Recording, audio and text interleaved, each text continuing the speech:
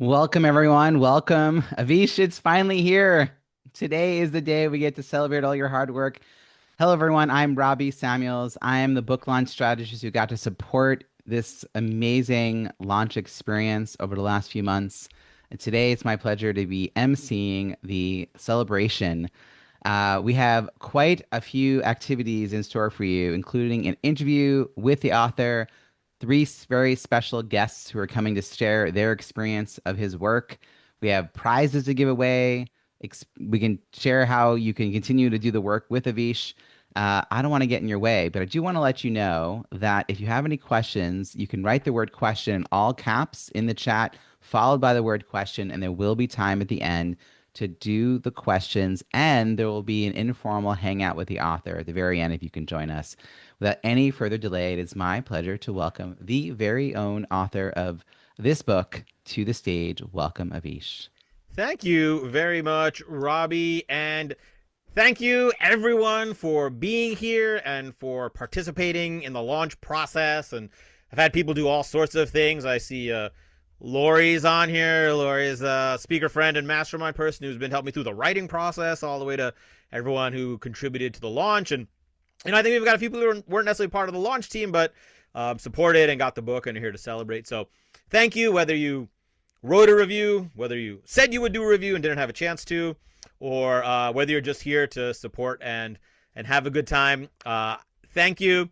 Yesterday, the book launch went out, and it was just amazing to see all the responses, both by email, people saying congratulations, good luck, and the comments on the social media posts and the repost. It was just a really, really fulfilling and heartwarming day. You know, Robbie, when I started this process with him, we got very sort of focused on, I got very focused on like the numbers, and he's like, yeah, it's about the relationships, and that really turned out to be very true. Just connecting with people and reconnecting with people has been really, really great. But as far as the numbers, I just want to share kind of some of the results of this long process, and some of you who were there for the beginning have gotten many messages over the past few months, just so you can see what some of the results are. There are currently 34 reviews posted on Amazon that are live. Now, I say it that way. We're going to talk a little bit about that.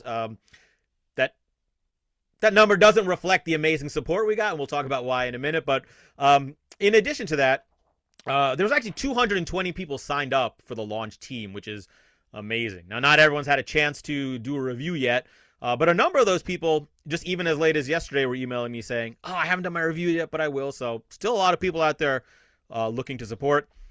40 people signed up for the private launch team training I did, and about 25 attended, which was great. We had a fun time there as well.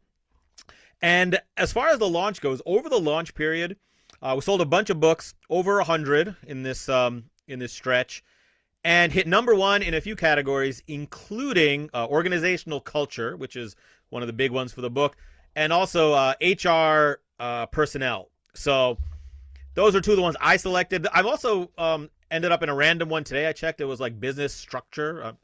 Amazon will give you rankings in categories you didn't sign up for. So all told, very successful, and none of it could have been done without everyone here and everyone else who participated. So thank you so much. And in terms of relationships, and the one additional benefit or a couple additional benefits, just to thank you all, is I actually got a booking from this process. I reached out to reached out to everyone, all past prospects and stuff, and one said, hey, why don't you speak for us again?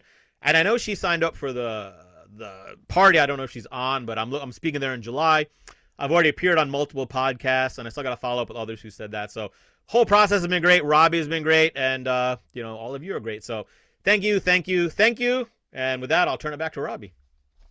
Oh my gosh. It's that last part that you were just talking about where it's reconnecting with people. It's like having a reason to reach back out to past clients or past prospects that have sort of fallen a little bit from the wayside. I expect you're going to see more of that. I don't know Mm-hmm. if folks listening know that 100 copies in the first year of an independently published book is considered good. 250 is average. So you've got this in the bag in like a couple weeks. Mm-hmm. That's a good start. And let's actually address this question about the reviews before we dig into the rest of the interview. My team just got back to me about where your numbers are. There, unfortunately, were 28 reviews that went on to Amazon and then disappeared. Three received an error message saying that account can't leave a review for that product. We're not sure about the other 25. They may be able to repost them at some point in the future. That shows you there was a lot of interest in this. Totally, you got 97 people who wrote an advanced review. So there's another couple of dozen people who haven't tried to post their written review yet, Mhm. and there's another 100 plus people on the launch team who still have the opportunity to. Reviews are an ongoing effort, and they really do help a book stand out. But fortunately, you've been able to redirect people. These reviews that you've collected are going on Goodreads. Someone asked me for your LinkedIn recommendation link.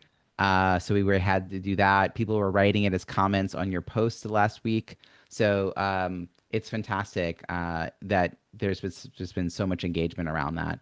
Yeah, and So it's been great, and I appreciate everyone. And so, actually, some people, the people who did reach out and were like, and if you're watching this and you were on the launch team and didn't get your review in yet, or you weren't on the launch team but you're interested in doing a review, you don't have to apologize. It might actually work out better. We don't know why Amazon gives you no reason why they did this, but one of the suspicions could be maybe too many reviews came in all at once or something. So, you know, if you were a procrastinator, this might work to my advantage I because posted my review this morning because I wanted to delay as much as possible in case that was your theory, and I was like, I'll wait. yeah, I'll be yeah. disciplined. I'll wait. It's all good. So, in Yeah, fact, doing it next week, the week after, and I'll probably reach out with people, um, sure. to post them later. So we'll see. But yeah, pretty much your effort wasn't wasted. I'm gonna get every review involved some way. I'm gonna create a page on my website with all the book reviews. I'm gonna repurpose them into social media posts and email It's gonna be signatures. great. So still great. When you first started writing this book, I'd be curious to hear who you had in mind for it. There's I mean, you're talking about change within an organization, and there are the people who change is happening to them, and then there are people who are in charge of affecting change. Who did you have in mind for this book? Well, I mean, it's a bad answer as a speaker to say everyone, but so I had two people. Because when I did my research, before I really even started writing, I read as many books as I could find on change, and they all seemed geared towards one of two groups. There was the very tactical ones, which were geared almost entirely to the executive team. Here's how you create your launch plan. Here's the 7 phases. Here's what you got to do. And gather your stakeholders and communicate this. And that's great. And then there was the ones that were more about the mindset of change. And those books they weren't nearly as tactical. They had a lot of stories. It was, they're almost mass market, like, a lot of great books. And I wanted this one to land in the middle. I wanted this to be a handbook that leaders could use to roll out change, but that the employee themselves could use to adopt a change. So it's sort of like a mindset book with tactics as opposed to falling into too much of the other. So, I'm thinking professionals and the people having to lead the change is kind of the two groups this book is geared for. And in fact, every chapter ends with action items broken into two groups. Action items for the person and action items for the leader. I really like that actually that you had that pulled out at the ends so that people could say, okay, what do I need to know from this? There was something else that was really different about this book than other change management books that have been written, and that is based on your own history with improv. I'd be curious to hear like how you tied all this together. I mean, from an outside perspective, we may not have it may not have made sense, but like you made it you made it make sense in such a clear way. So that's a differentiator. Can you speak about what makes this book unique? Sure. So it is that I took the ideas from the world of improv, which I have done since freshman year in college, which is now 34 years ago, 35 years ago, that I've been doing performing, teaching, and studying improv comedy. And for 20 years, right, is when I started over 23 years now, started my business, taking these ideas. And like many, I started with team building and creativity. But the more I got into the idea of adaptability, which is what improv is all about, my message got more and more geared towards change. And what differentiates what differentiates from books on change, in my opinion, is the improv approach. Is that because life is improv, and too often we want it to be scripted, and trying to stay rigid in times of change is the worst thing we can do. So I think that's one of the big advantages this book has when you compare it to books on change. And then when you compare it to books on improv, yes and is a great idea, but I find most people that talk about yes and I didn't invent it. And almost any celebrity whose background is in improv who's written a memoir will talk about it. Like Tina Fey's book talks about it. Amy Poehler's book talks about it. Right? They're everywhere. It stops at the surface level, which makes sense because their book is not about that.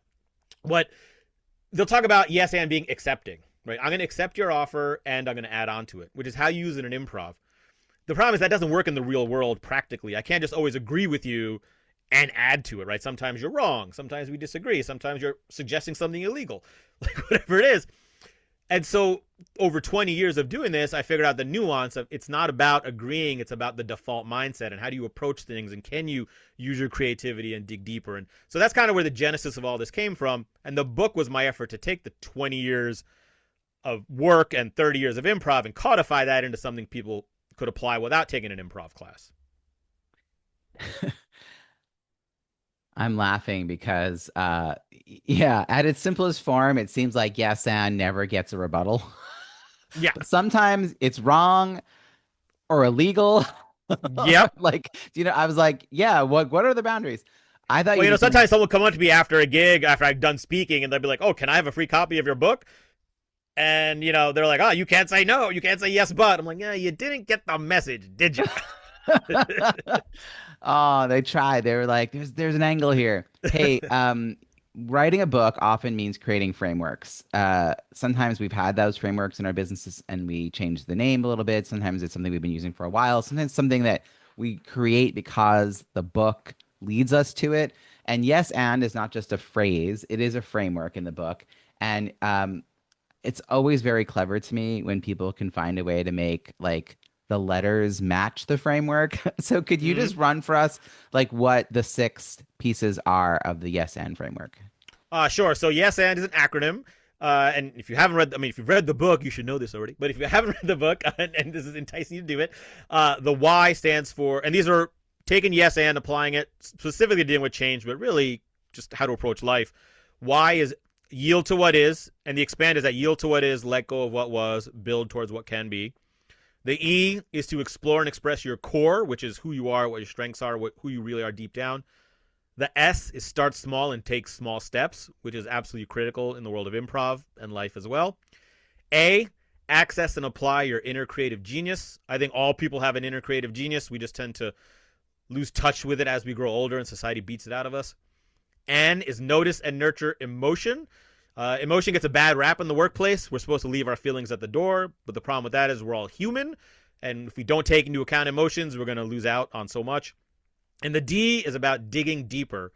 So it's not about just responding to the service level, but shifting your mindset to more of a yes and where you're asking questions and exploring more because that's where the good stuff lies.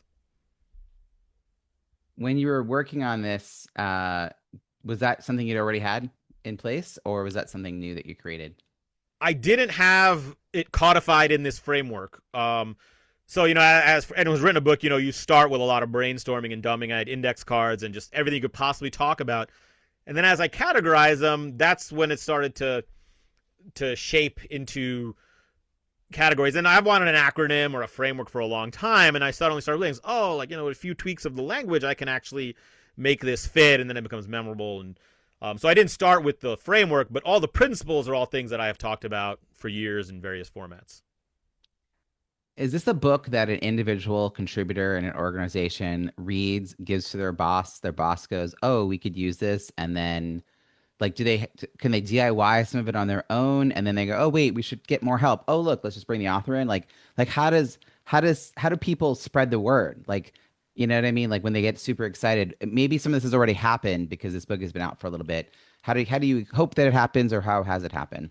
Yeah, so it is designed so if you're like ambitious and like leading things, you can take the book because each chapter of the framework ends with an improv exercise with some guidance on how to lead it. So you can take this yourself. Yeah, the hope is you will take it, give it to your leader. The leader will get it for the whole team.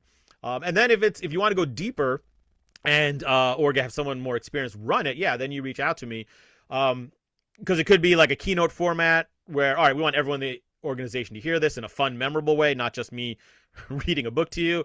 Or it could be a deeper dive, one workshop or almost a consulting type engagement where you go deeper. But if the book has like a QR code or URL for bonus downloads, one of which is game instructions to go a little deeper than I had space for in the book. And there's also a book club guide I put together, which is just by chapter questions you can ask. So I know a lot of companies like to have an internal book club. you could let this book be the book and then have a guided discussion and then when you're ready to go to the next level, that's when you reach out to me.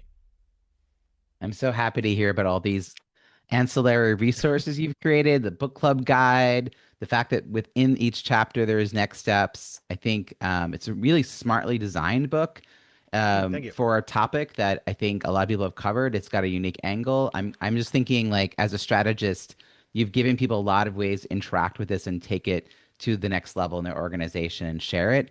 Um, has anything surprised you about the early feedback? Did you get some, you've seen like I said, like 100 reviews have come in, plus you've gotten all kinds of messages. Hmm. Um, anything like stand out to you that you maybe weren't expecting? Yes, and I feel a little odd. Maybe I'm showing you too much of how the sausage is made here, but it's almost leading to an entire shift in my business and keynote. Um, so the book has a subtitle: "To Harness Change, to Unlock Brilliance, and to Transform Apathy into Excitement." And the book is broken into those three sections. Each one focuses, and I gave them kind of equal weight. And honestly, to a degree, the Unlock Brilliance is the one I'm like, oh, that's like the money one. The feedback going back to my editor, beta readers, advanced readers, reviews, the one that comes up most is everyone talks about the transforming apathy into excitement and how apathy is such a problem. And I obviously knew this, it's not new to me, but I was kind of giving it equal weight. So now as I'm building out the keynote to go along with the book to support it, which by the way, if you're looking for a keynote, I'm really making the focus around transforming apathy to excitement using yes and improv and all these tools, both as a leader, how you can transform the apathy of the people you lead, but also for yourself, if you're feeling apathetic, how you can take steps to transform that. So that's the big reveal that came from this process, where if I had just written the book in a vacuum and put it out there, I probably never would have realized the opportunity there. That's such a great side benefit to the kind of launch that you did, where you were focusing on gathering those early reviews, because it's market research, really. Like Mm-hmm. it's the people who want to be supporting this topic, are interested in this, information for themselves, their company. They're the ones shedding that light. Good for you for paying attention and then thinking about how to shift things and your focus going forward. What else stands out to you about either the book writing, publishing, or launching parts of this? I mean, you're not brand new to the being an author, but it's always different. There's always a new lesson learned. So the hardest thing I think for any expert or speaker to do is to apply the advice they give to others to themselves. And so, I've talked for a long time about this idea. I love the Steve Martin quote about the key to success is to being so good you're impossible to ignore. Um, but then when I started this book, I listened to an NSA speaker who I love, but his thing is like, just write a quick, short book, like just get it out, right? He's got this little book. It's like 7,000 words. And that was where I started with this process. But as I got more and more into it, like, no, I don't want to just knock out a quick book. I could probably write this book in a month or two. But what I tell others to do is to be excellent, right? Be amazing. And so this became a giant pain in my ass because then I had to work much, much harder than I originally planned on this book. I thought I could knock out a book, get it out there, and then all of a sudden I started getting speaking work. But instead, it was an over a year-long process of brainstorming, writing. And I hate editing. I spent way longer and worked much harder on the editing process than I have on anything ever before.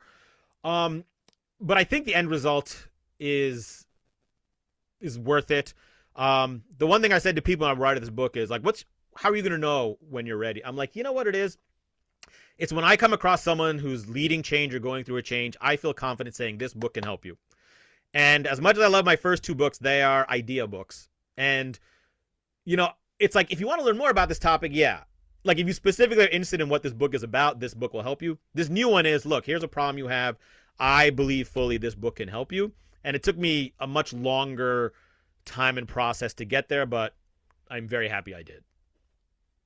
We're all happy you did. The whole like just throw something out there. It's I think it no longer works. There's too many people doing that. And now AI makes it even simpler. Like here's 7 prompts to write Oh your book in God. an hour. And it's like you have to have it stand for who you are. And I think your voice comes through. People are gonna continue to take those lessons and hear you in their head as they're thinking about it. It shifts mindsets. I mean, it's good that you've created a resource that kind of guides people back to you to have a deeper conversation. Speaking of guiding back to you, what are the resources? You sort of mentioned that there was a lot of ancillary material. I want to just quickly state what those are, and then I'll put a link in chat. Uh, sure. So yeah, in the book, there's like a link to some bonus downloads. There are three things. One is a page that has a game guide, has a greater description about the games and video examples as well. So you can kind of watch them in action. And I got a little bit behind. There's one I don't have a video for because, a lot of those like workshop games, I don't record my workshops. So I got to like find or record one. But all the others have game examples that you can see plus additional instruction on how to play them. There's the book club guide I mentioned. So if you want to run a book club, it gives you some prompt questions to ask. And then there's like a getting started guide, which is, okay, you finished the book, now what?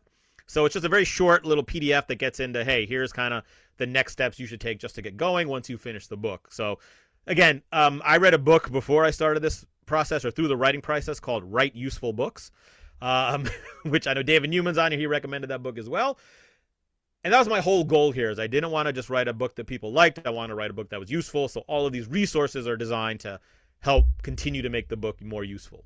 I love this. And anyone who's writing a book right now who hasn't yet created the ancillary material, you're giving them some really great ideas for how to make their book more actionable.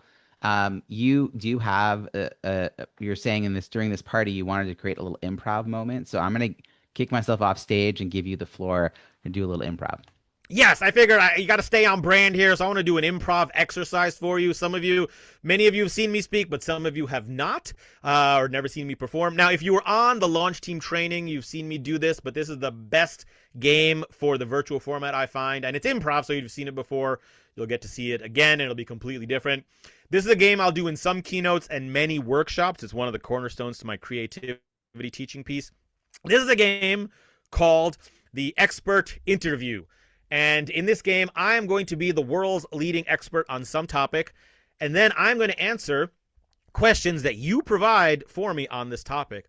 The key here, however, is rather than me picking my own area of expertise, I'm going to let you tell me what I'm an expert on. And it should be something I know nothing about. So I'm going to give you some explanation about how the game will work. But while I'm doing that, all this interaction is going to be in the chat. So if you could, in the chat, just start throwing in some suggestions about what I should be an expert on. And it shouldn't be anything too technical, not like quantum physics or trigonometry, but random hobbies, activities, whatever. All right, they're coming in. I'm going to look through in a moment. All right. I have a little general rule of thumb that if an answer makes me chuckle, I tend to take it, but we'll see what else comes in first, and I'll tell you what that one is. So what's going to happen is I'm going to tell you what my area of expertise is. Then I'm going to let you ask me any question you have in the chat. And I'm going to pick one and answer it as if I'm the world's leading expert. You can ask me anything you want. The only thing I ask is that you push me a little bit. Don't ask like a yes or no question or a question with one word answer like what year did this start? Because I can just say one thing. Ask open-ended questions that start with how or why. You can ask me to tell you about a specific story or experience.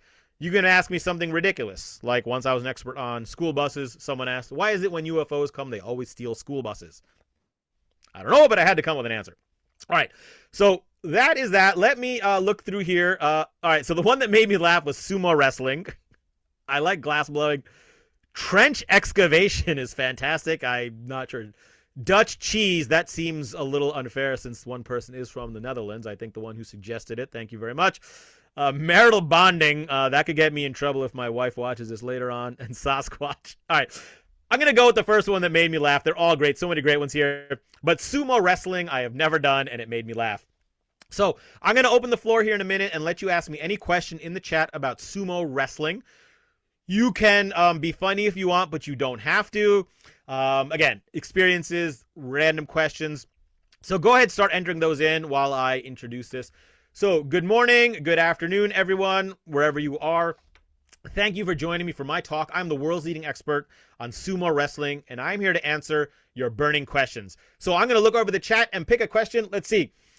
How did they decide to wear the outfits they do? Well, sumo wrestling began as a way for parents to settle differences between their children. And they didn't want their children punching each other or kicking each other. So they said, what if you just start bumping into each other and the first one to fall down loses? It's sort of like a humane fight style they set up. But they found it worked so well, they started moving it younger and younger and younger. And eventually they had kids in their diapers running at each other, knocking each other over, so that then post World War II, when Japan was kind of run and overseen, they saw this and then they took the diapers and kept that when they applied it to the adults.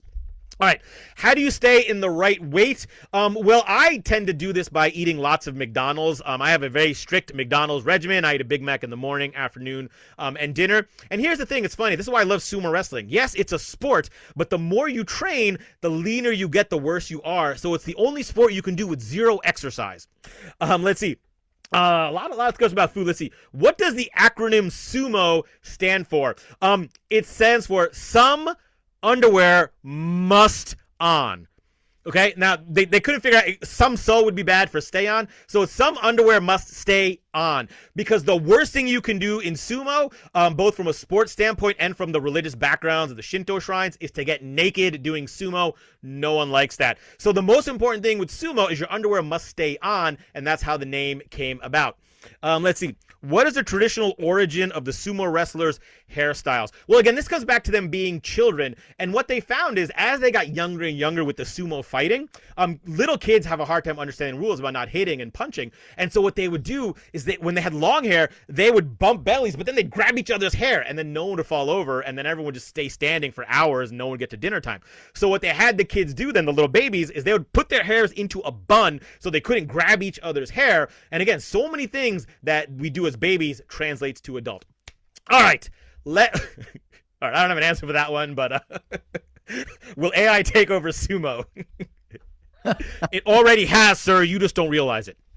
All right, well, that's an example of the expert interview. That was a little improv treat for you all for supporting me, to show you a little bit about the types of things I do for you that you haven't seen me. Thank you, and thank you so much for participating. This game is really hard when people don't put questions in the chat.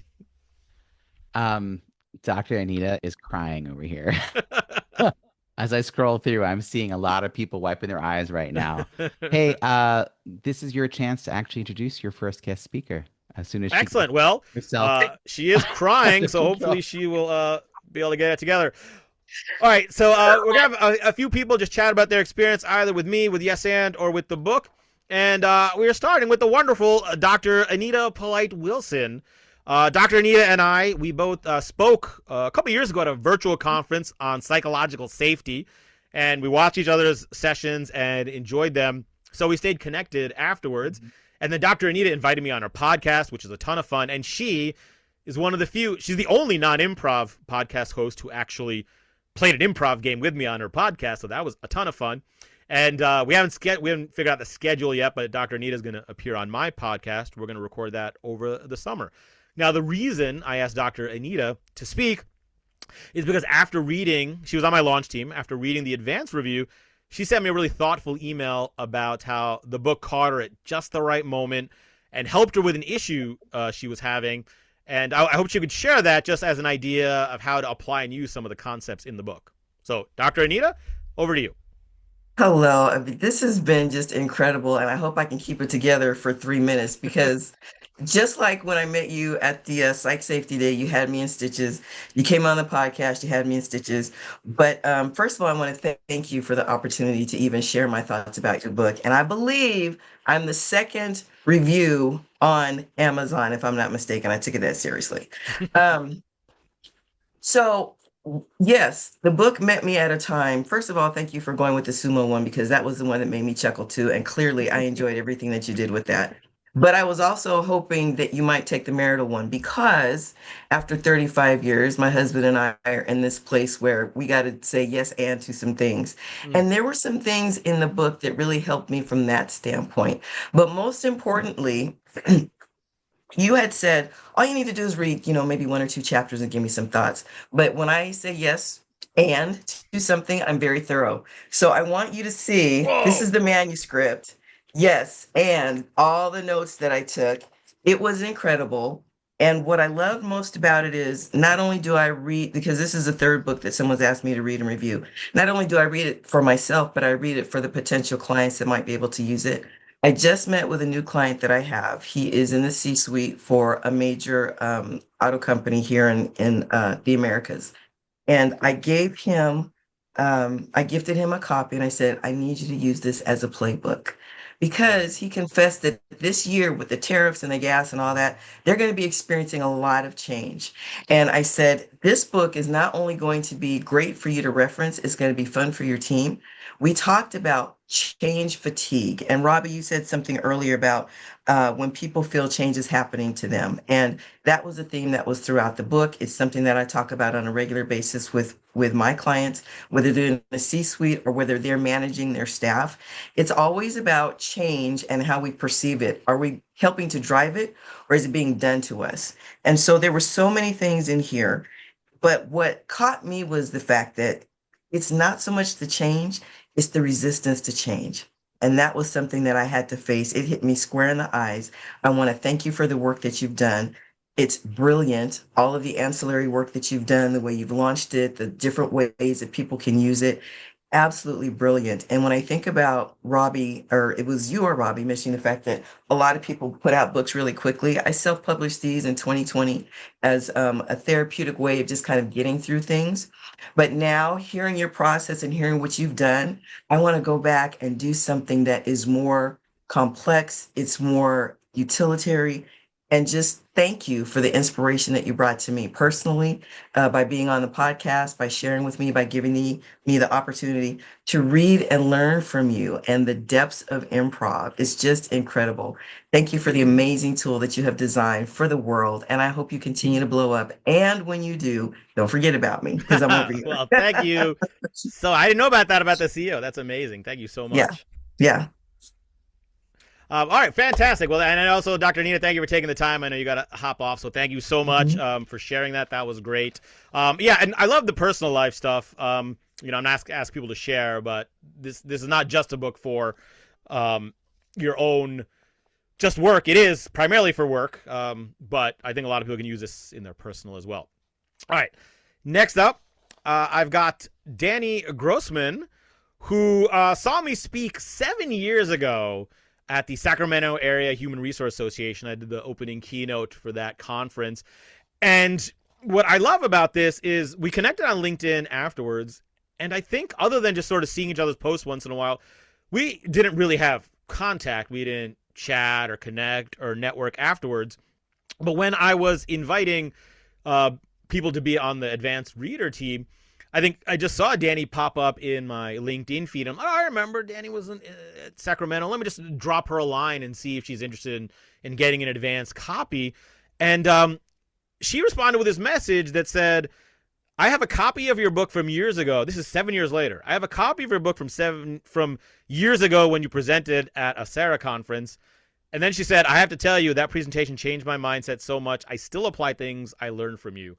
And as a speaker, of those of you who speak, especially the kind of speaking I do, which is you do your keynote and you leave, and a lot of times you don't hear about any impact or whatnot. So to hear that someone who saw you once 7 years ago still remembered and applied it, really, that's why I was immediately like, oh, I gotta get Danny to talk on this. And so I'm asking her to speak, to share a little bit about that and kind of how, even though the book has lots of ideas and tactics, how powerful and simple it can be just to take away one thing and sort of remember and apply it. So, Danny, thank you for being here, and I'd love to just hear your thoughts on that. Yeah, thank you so much. It's really great to be here, and I'm so excited to see the success for you and how important this is in dealing with constant change. So I do work in HR, and I'm the president of an HR professionals community, and so this is very relevant to our membership. And yes, I did see you speak 7 years ago. You have such incredible stage presence and such great energy, and that really comes through even in your book or your books. I have all of them.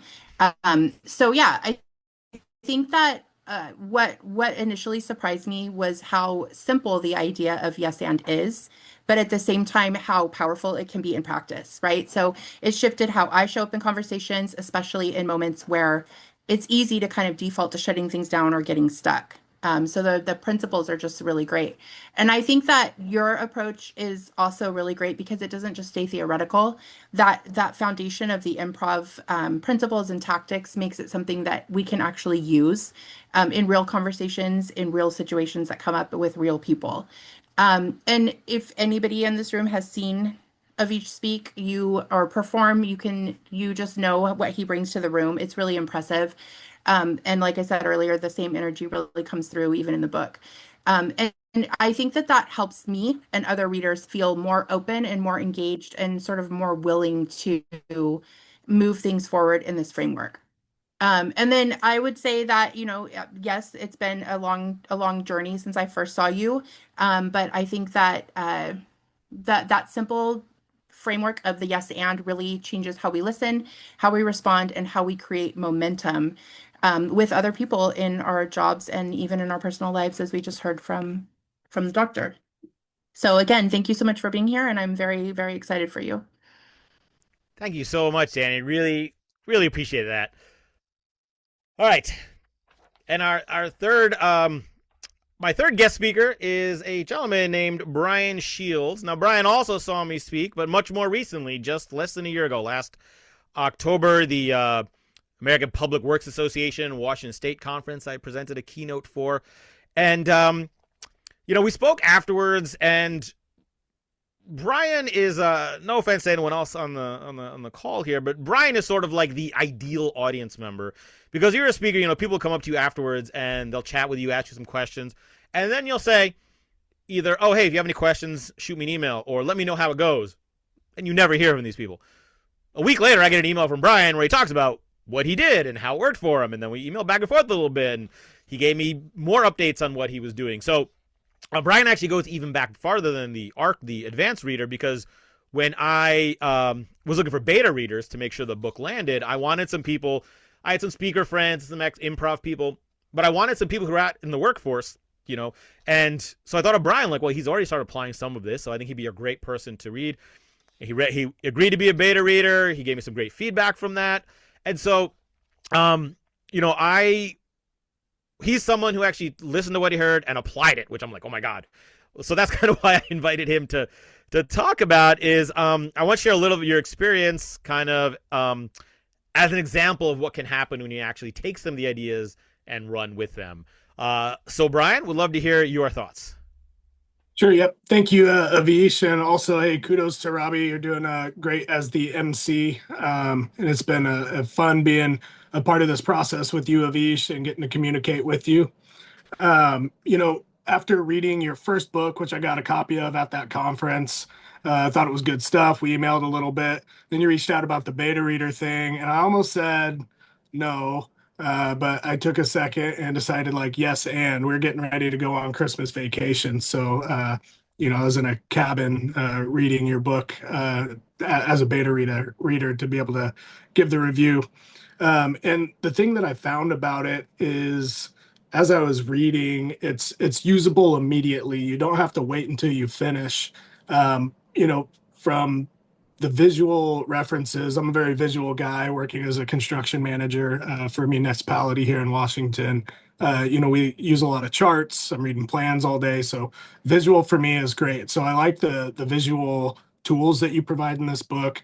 The change response ladder, for me, was able to kind of categorize the staff that works for me and the staff that I work with, to where I could adapt my communication to steer the ship how we need it to go. And one example also of using the tools in the book is your framework in this book. In the harness change section, for me, I had read that portion of the book, and then literally the next morning we had a meeting with executive leadership, and they rolled out some changes. We do a bunch of reporting in this business, and my guys were going to be expected to do this on all of our jobs, to where previously we just did it on certain federally funded projects. And my knee-jerk gut response was like, no way, we aren't doing that. We haven't been doing that. Very yes, but I took a second, I took it in, accepted what it was, and I took the yes and stance, and I talked with my team and said, this is an opportunity for us to stand out, to make the bosses happy, and be in good practice for when we actually are required by law to do these reportings. And being able to frame my perspective in that way shaped their reaction to it. So when we rolled out these changes, they took it better. And I've shared, hey, I read this great book, Say Yes and to Change, and I've told them about it. And sharing the things that I've learned about it, I can see their thought process change. And so when I see a speaker or read a book, and this is the kind of stuff I nerd out on, is this type of book. It To have something that's usable immediately and is actually applicable to anybody, that's rare. And so kudos to you. My hat's off to you, Avish. And I'm honored to be a part of the process, and just tickled that I got a chance to meet with you and stay in contact, and that you take the time to kind of nurture those who you've taught. So thank you, congratulations, and looking forward to see what's coming next from you. Fantastic. Thank you very much, Brian. I appreciate that. And I think with that, I'm turning things back over to Robbie. Hey, everybody. So I warned you in the chat that we're about to take a group photo. So if you haven't already and you're able to, please turn on your camera, and I will let you know when to say cheese. Oh, look at all the familiar faces I know in the room. Hello, friends. That's awesome. I'm seeing a few more cameras coming in, getting turned on. If we were in person, I would tell you to get closer together and put your drinks down, but we're not. Stay in your little bubble. It's okay. But sit up a little taller. Find the camera, which is hopefully somewhere across from you. 3, 2, 1, cheese. Fantastic. I don't think anyone even blinked. I love it. I will send that to you afterwards. Avish, the other thing we want to talk about is sort of next steps. I mentioned earlier the importance of reviews, so I'm just going to reiterate that a little bit here, because it's a very different way to approach a launch. And I think the individual person who's asked to write the review doesn't realize what they're really a part of. So one, they joined a launch team, and you've been great about creating community. You hosted a private event. You're going to continue to stay in touch with these people. They were very thoughtfully invited into that process. So that was a real gift too. Brian just shared with you like how important that even was, that you're able to stay in touch with people who learn from you. The reviews are what help future both readers and leaders decide that they should work with you, because over 90% of us check reviews before making a purchase, but very few of us regularly, routinely, daily write reviews. Like, it's just not ingrained in us, which means a small number of people can have an outsized influence on what happens next with this book. So if you've already done it, fantastic. Really appreciate that. Whether it goes on Amazon or goes elsewhere, really appreciate that. And if you haven't yet, or if you haven't posted yours, it's not too late, because we're going to need ongoing reviews, because recency reviews matters as well. And with that, I did put some information in chat, some prompts that help you write a 2 or 3 sentence review. Longer is fine, but we don't want to make you feel like you're writing a 4th grade book report. Don't get stressed out, people. Okay, this is a little thing. Avish, there was another way you and I talked about how people can stay in touch with you, and I thought it was. I read over this morning your plan for this. So share with folks what the Yes and Mastermind is. Yeah, so to sort of go along and support people who are going to launch, I'm launching an offering of I'm calling it the Yes and Mastermind, which I was talking to Robbie about kind of what's the best way to kind of support. And I realized that the type of work I do, it's so improvisational in that it's not like, oh, here's like there's 7 steps, but it's not steps. It's like, what's the tool you need? So Robbie suggested was doing like a hot seat mastermind. So these are going to be small group sessions of 4 to 6 people max. And if we get a bunch of people want to do it, we'll do more than one group, where basically everyone gets on, and we'll divide the time up. So you're going to have 20 to 30 minutes just focused on you, where I will ask you questions, and the group can give you feedback. I'll give you feedback. Now, we're going to do it in the framework of the book. So obviously one of the key ways I think you could use this is to help you say yes and to your big yes but. If you read in the book, I talk about everyone that has a big yes but. There's something in your mind, something that's been holding you back, and you're like, I don't know if I could do it. Or the section in the book about setting an impossible goal, right? Which is, I think, the key to getting over that apathy and really moving forward, but it's overwhelming. So we'll get you in there. We'll ask you questions about what your big yes but is, about what you need the most help on. Then we'll dig deeper. We'll ask questions. We'll get feedback from the group. The goal here is to use this process to, number one, get you clarity, because that's a big issue as well. I'm not sure what it is, what I should do. to give you ideas on what your impossible goal could be. That's going to not just be, here's what I should do, but rather, here's the goal that's going to light me up and get me over that apathy and get me moving forward. And then, perhaps most importantly, to give you the next steps. So it's not just, well, that was a nice idea, let me do nothing with it, but rather, what are the steps you can take? Now, having had many times, like I said, as a speaker, where you go and people just run off, I'm adding on a 30-day later follow-up Q&A call where we will check in. We'll see how you've been doing. Do you have questions? Can I help you with anything at that point? So it's not, and it's accountability as well. So it's not just ideas. It's moving forward. And like, if you know me, I try to be as giving as possible. So if we're in that call, in that first call, and we don't quite get to where we want to, like, believe me, I'm not going to let you finish or leave there being like, I didn't really get it. Like, we'll work with you to make sure that you get the clarity and the big thinking and the next steps that you need to really say yes and your inner yes but, and to start moving towards your impossible goal. Now, if you've ever worked with speakers and experts, you know this can be a very expensive process. But for the purpose of the launch and the launch party, it's just $100. And for that, there's also pre-questions, so you don't come in totally cold, like, what am I going to talk about? Like, I'll send you some questions you can ask in advance to kind of get your thought process down, figure out what you want. So you get the pre-questions, you get the coaching mastermind session, and the follow-up Q&A. And all for emails. $100. I think that's a small price to pay to say yes and to your inner yes but. Email support as well in between, right? What's that? You offered, I saw in your document, you were offering email support between the first call and the second. So, email too. Yeah. So in that month in between, it's not like you're totally on your own. If you're like, I tried this, it didn't work. Do you have any ideas? Or so lots folks, of support. There are more details that can come your way. If you're at all curious about this for yourself or team member, write the word mastermind in the chat, and Avish will send you the documentation so you can learn more about it.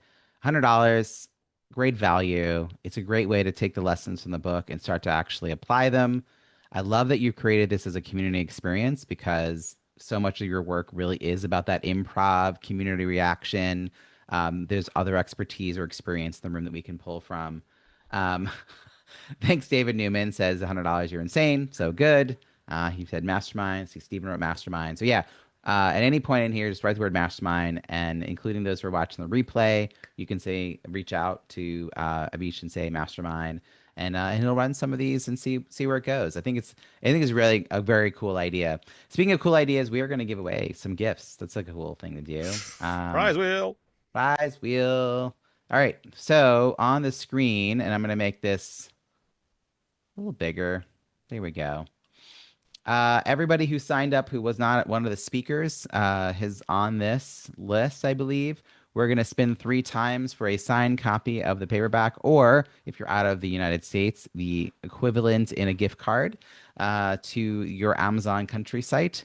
So you can buy the book on your own, and he'll say thank you via email. Here we go. We're going to spin some names.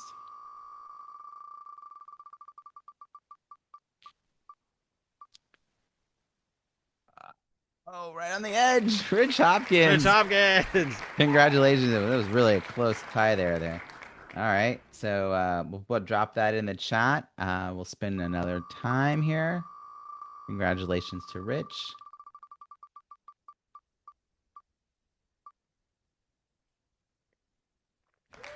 I some of these names are so familiar because I've been in your inbox managing. Yeah. I'm like, I know those names. It's kind of fun.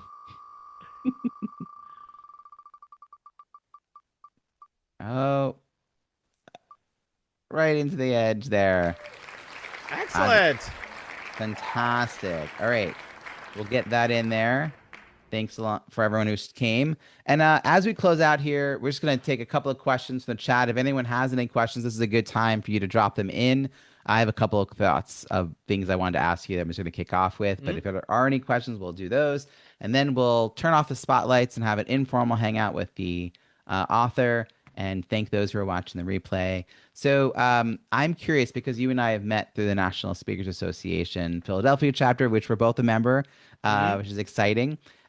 You do, obviously, speaking. People were talking about having seen you speak. What are the kinds of groups that typically hire you? Like who's the audience that you usually have when you're coming in to have those keynotes and workshops? So over the past few years, it's basically been three types. The number one is association conferences. So if you're a member of an association that has an annual conference, that's really people love the energy and the humor, but they like the content that goes with it. So that's one. The second is companies that are having usually offsites or annual events. But then sometimes that leads to deeper trainings. They're like, oh, we're doing a retreat. I want someone to come and do a half-day workshop to really build a yes and culture here. And third, I've been doing a lot of, although less so, let's say in the last year and 5 months, I was doing a lot of government groups. There's a lot of change going on there, and they can really benefit from it. And I was doing a lot there that I haven't done really any of that in the last year or so, but I was really enjoying that. And I'm speaking for the group that's hiring me, that as a result of this launch process is their audience is a lot of government people, so I might end up doing more work back in there. But those are kind of the three main groups. So beyond the typical sort of keynote, tell us about sort of customized experiences, longer term engagements, workshops. Like what are the different ways you've delivered that kind of message? Yeah, so the keynote's been the primary for many years, but I'm doing now more training and consulting type work, which is to go in. The training it's similar to a keynote, but it's longer with a smaller group and ends up being more hands-on. A keynote, even whatever I do, I have audience interaction. I have the audience doing exercises. But in a training workshop, you can go deeper. You can do a little bit more complicated stuff. For example, the expert interview game I did here, very hard to do in a keynote, though I can as a solo. But in a training workshop, I will not only play it as a demo, I'll have the audience do it because it's a great example of how they can access their creative genius. And then if it's a longer engagement, you can get into a little bit more assessment, have conversations with people in advance, find out what the real challenges are, and then make sure the training matches that. So if you're looking for a lot of entertainment energy to kick something off or wrap something up, that's a keynote. If you're looking for a little bit longer kind of cultural, behavioral skill transfer, then the training or consulting is the way to go. There's a question in chat from Sivan who says, which companies have benefited from the yes and approach? Well, it's hard to say. I don't have necessarily an industry niche, but what I found is the ones that I get the best feedback from afterwards are the ones who are going through a change in the moment. So, for example, I did a multi-day session. I mean, different groups each time. It was multi-day with a company in California, and they liked it anyways. They wanted their people to be more yes and, but they were also going through rolling out new corporate values, and they really wanted people to embrace it. So just giving them a simple technique, kind of like Danny talked about, like one thing that you can remember that got them completely shifting their mindset. And in fact, in a follow-up email, I had reached out to my contact there about the book launch, and he's like, oh yeah, I'd love to. He's like, we added yes and as one of our values after that. So I'm like, oh, you never told me that. But so it's if you're going through a change, just a simple language creates such a mindset shift that makes the change much more embraceable. I like it as it's very memorable. Like I have a talk that there's a takeaway that years later people use, and even though I spoke before certain team members joins, they then learn it, right? And I think you have something that's that kind of sticky that as people join a culture that has that, whether it's formally on the value statement or it's just in the way people talk to each other, and you're showing them how to use that. So it's not just used or misused. It's being used in a really thoughtful way. And you're also making me laugh because I was a Taco Bell shift manager a long time ago. And there started to be these signs hanging from the ceiling and put on the windows that said change is good. Out of nowhere, everywhere it said change is good, change is good. And I didn't know what was going on because I was a shift manager, and they massively changed the menu. Wow. But people got excited. They did all the change management that was good. Like people came, they were like, what's going to happen? I was like, you're going to have to wait. And like people were anticipating something in a really positive way. And I was like, how did that work? Usually you make one little change to a menu item and people get all upset. This is fun, Well, one thing Brian didn't say, in his, which I loved, and after he sent me an email when he was partway through the beta, and he said, oh, this change rolled. I think maybe the change he did talk about, but his email to me said, instead of resisting it, I was giddy about the change.